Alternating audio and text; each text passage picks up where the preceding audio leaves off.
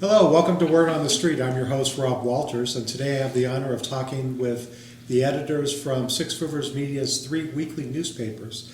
We'll start with Thomas Sherrill. And Thomas, you're the editor of the Tomahawk in Mountain City. You're relatively new up there. Talk to me a little bit about what's going on in Mountain City. Yes, well, as of recording, we've been up there for 16 days as managing editor. It's my first time as managing editor, so it's exciting, new, scary, fun, all at the same time. But yeah, we just put out our weekly edition. We have pictures from this past weekend's Little League Parade. We had over 20 teams march down Main Street in Mountain City, and they went and they played ball, and we made sure we got photos of all the teams in this week's paper and all the names, and that was a big addition for us, and hopefully the parents and grandparents and relatives of those players find their kid's name and they cut it out, put it in their refrigerator. But besides that, we had Johnson County High School, student named as Tennessee Future Farmers of America officer. They were very proud of that, and they shared that with us, and we were able to put that on our front page. We had a 300-year-old oak tree that was destroyed during Hurricane Helene, and now locals are working to find the way to honor that tree, and they're looking to carve it up and sell it. And also, we covered Mountain City Town Council last week. Me and our new reporter, Lily Russell, we both wrote some stories from that meeting and about fee rate increases.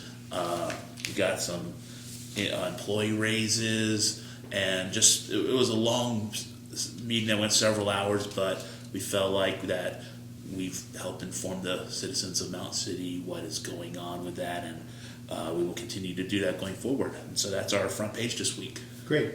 Marina, what's going on in Jonesborough? Yeah, it's a small town, but there's no shortage of stories. I've said that for a long time. So I'm the managing editor there. I started as a reporter in Jonesborough for several years there, and then came back to be the managing editor. So recently we said farewell to our president of the International Storytelling Center. He's emeritus, but he had started the festival that everyone knows about, the National Storytelling Festival. So he passed away, sadly, and we're kind of looking for ways to honor him, and some things are coming up in town, so we're definitely doing features on that, talking to some of his old friends, and kind of looking back on the legacy that he really left. Apart from that, we are, of course, continuing Helene coverage and recovery. That's been a big thing for us in Jonesborough, and probably for all three of us, really, in our coverage areas. Washington County, the southern part, was definitely hit hard. And so I've been out doing some interviews with folks and talking to our long-term recovery group just about what they're doing, what needs are still there, and how, like, the needs have changed. You know, they haven't gone away, they've just changed a little bit. You know, for example, they're thinking now, you know, how are we going to grow any grass or any sort of crops in our fields? There's sand everywhere. You wouldn't believe how sandy it is, and how much silt and just a lack of dirt. It's odd, but kind of thinking about those needs and just continuing to kind of tell their story from their perspective, and not forgetting about those folks. So it's been a lot of Helene coverage, kind of just thinking a little differently, like testing the soil. We've got a great story on our front page this week about, the UT Extension Office talked to us a little bit about how the soil has changed and what has grown well from what they can tell and what hasn't. So it's been interesting to kind of take that look. So that's kind of what we're working on right now. Great. Marina Waters is also the editor of Tri-City Scene. You pull double duty. Can you talk a little bit about that? I sure do. Tri-City Scene is our entertainment guide that comes out in print in the 2 daily papers. That would be the Kingsport Times News and the Johnson City Press. And of course, all of those stories go across all of our online websites, things like that. So you can find Tri-City Scene stories on any of our websites, Erwin, Tomahawk, H&T, that sort of thing. So yeah, we cover features, we have events, festivals about things like the Storytelling Festival, the Apple Festival, all of those sort of things. So. Great. And Bryan Stevens, you're the managing editor in Erwin. By the way, we're in the Erwin office today. Yeah. So, Bryan, what's going on here? Yeah, managing editor since 2021. So, well, as Marina just mentioned, Helene is still recovering from Helene. We just recently passed the 6-month mark, sort of a milestone there. Had a very interesting column by Connie Denny that addressed that. She spoke to the emergency management director, Jimmy Erwin, over here for that. But to give you some good news, we were gearing up for our spring festival season. It's a very tasty season because we have the Strawberry Festival in the town of Unicoi, and we have the Ramp Festival, a long-running tradition up in Flag Pond. Erwin, unfortunately, will not be having its festival this spring, the Trails and Tunes Festival. Too many of the businesses that are connected with it, it's sort of an outdoor-themed festival, too many of the businesses are not back on their feet yet. Yeah. So they're putting a pause on that festival until 26. And other than that, we just handle a lot of news and features and photos and sports and history, whatever we can pack into the pages each week. And like Marina said, there's really never a shortage of stories to fill up our weekly papers. People think, how do you ever get enough? And I'm always being offered, if you need extra content. I say, I don't need extra content. The problem is to get everything into the pages. Okay, gotcha. Talk to me, we'll stay with Bryan and come back this way. Talk to me about the importance of community journalism. Well, I think that's just what it is. You have to define your community. You have to provide for their needs.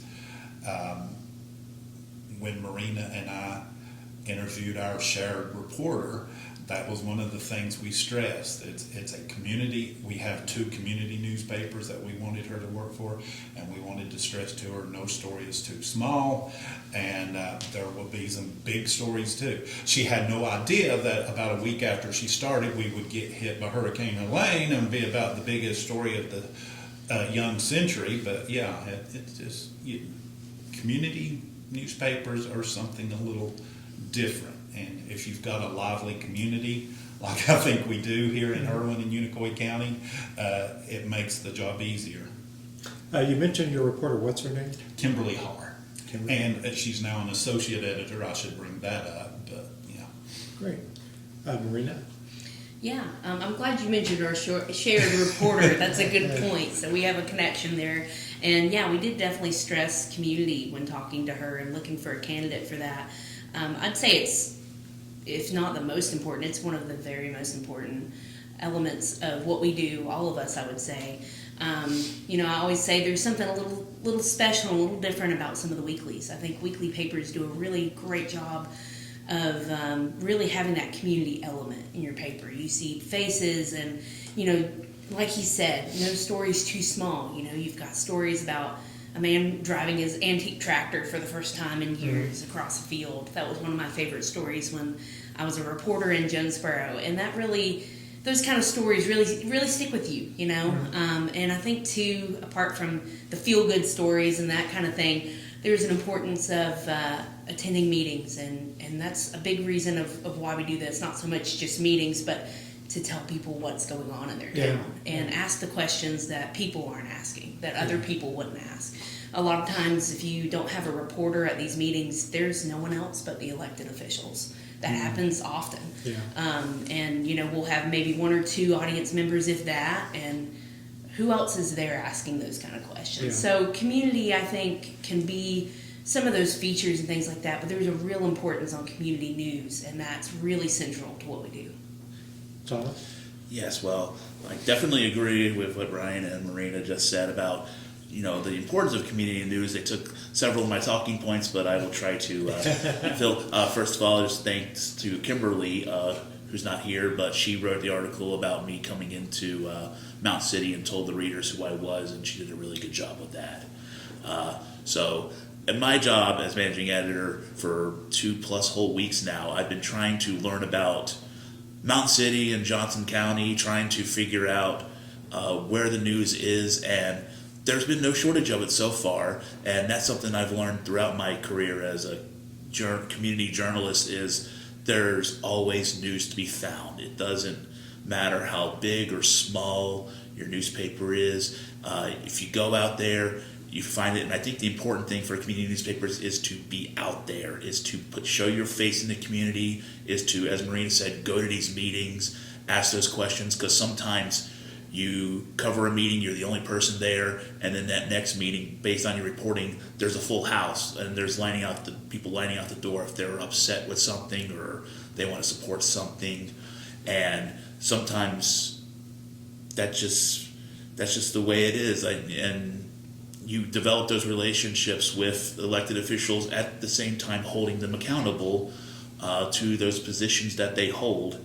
And so that's basically all I had. I mean, they took a lot of my talking points, but just to harp on what they said, they were absolutely correct. Absolutely. So all three of your papers come out on Wednesdays, so we'll just get that out there. But in addition to the print product, you each have a website, and talk to me about, we'll start with Marina this time, talk to me about what you put, how often you update the website, and what information is that folks will find there.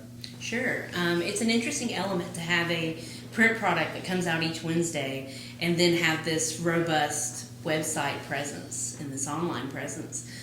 So we are changing our website every day. You'll look at it sometimes in the morning, and then in the afternoon it's different. You know, I've got different things going on that, what we call the carousel, which are the three like featured items on the top of the page. And it can be anything from meeting coverage to a feature to, you know, school board kind of happenings and things that are happening in the schools, and road construction's a big one. So yeah, you've got a little bit of everything. It's a good mixture, but that is being updated every day. Several stories posted each and every day across a wide range of topics, for sure. Bryan, you found value with your website with some breaking news last week. Yeah. Talk about that. I'll talk about how I found out about it first. Sure. It's a very community-oriented story. I went over to get my hair cut at Red's Tip Top Hair Shop. It's a tongue twister. Yeah. But she's a local barber, and she said, "That was really bad crash yesterday, wasn't it?" And I didn't know what she was talking about because we had not been notified about anything.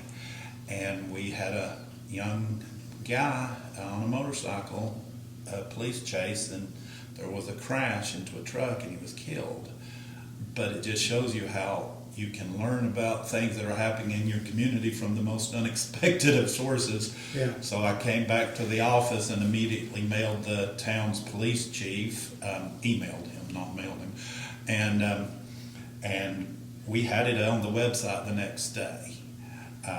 Kimberly Haar, our associate editor, looked into that and was able to confirm a few details that we needed to have before we went live with it. And the story has, it has performed well. I don't take any joy in it performing well considering what happened, right. But it has performed well, and it just shows you again the importance of knowing your community and just talking with them. And